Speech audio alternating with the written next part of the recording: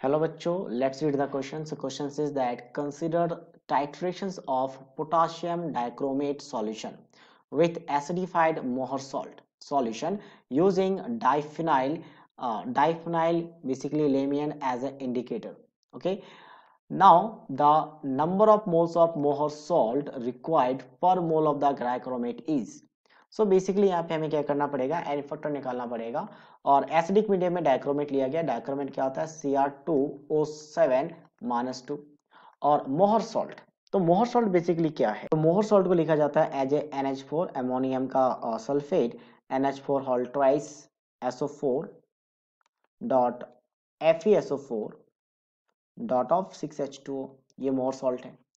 सो इसमें अगर acidic medium लिया गया है, इंडिकेटर का कोई फर्क नहीं पड़ता, एसिडिक मीडियम अगर लिया गया है तो क्रोमियम देखिए डाइक्रोमेट खुद कन्वर्ट हो जाता है किसमें, रिड्यूस हो जाता है +3 में। और मोहर सॉल्ट में बस एक Fe है जो खुद को ऑक्सीडाइज कर सकता है, बाकी किसी का भी ऑक्सीडेशन नहीं होता, Fe का ऑक्सीडेशन होता है। तो हमें बस यहाँ पे ऑक्सीडेशन नंबर से मतलब है, क्योंकि हम यहाँ पे नंबर ऑफ इक्विवेलेंट का यूज करके हम नंबर ऑफ मोल्स मोहर सॉल्ट का निकाल सकते हैं। तो एन फैक्टर कैसे निकाला जाता है, तो इसके लिए हमें क्रोमियम के यहाँ पे ऑक्सीडेशन स्टेट पता होना चाहिए। तो हम मान लेते हैं ट्वाइस ऑफ एक्स मान लेते हैं, तो ट्वाइस ऑफ एक्स हो जाएगा plus 7 times of -2 is equal to क्या हो जाएगा -2। ये -2 किसके लिए आया, ऑक्सीजन का -2 होता है ऑक्सीडेशन स्टेट, तो यहाँ से एक्स का वैल्यू आ गया +6। मतलब क्रोमियम का ऑक्सीडेशन स्टेट कितना है, +6 है। अब इसका निकालेंगे एन फैक्टर। एन फैक्टर होता है चेंज इन ऑक्सीडेशन स्टेट, तो ऑक्सीडेशन स्टेट का चेंज कितना आया, 3 आया। और नंबर ऑफ एटम क्रोमियम का 2 है, तो नंबर ऑफ एटम से मल्टीप्लाई हो जाता है, तो एन फैक्टर आ जाता है, तो 6 आ गया।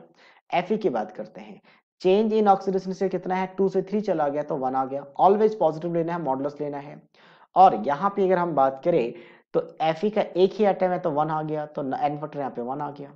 अब दोनों का क्या करेंगे, नंबर ऑफ इक्विवेलेंट को इक्वल कर देंगे कि नंबर ऑफ इक्विवेलेंट, इक्यू लिखा जाता है ऑफ किसका, डायक्रोमेट का, किसके इक्वल आ जाएगा, number of equivalent of this मोहर सॉल्ट। मोहर सॉल्ट को MS लिख देते हैं शॉर्ट में, मोहर सॉल्ट, ठीक है। अब नंबर ऑफ इक्विवेलेंट का फॉर्मूला क्या होता है, नंबर ऑफ इक्विवेलेंट का फॉर्मूला होता है moles into N factor, moles into N factor.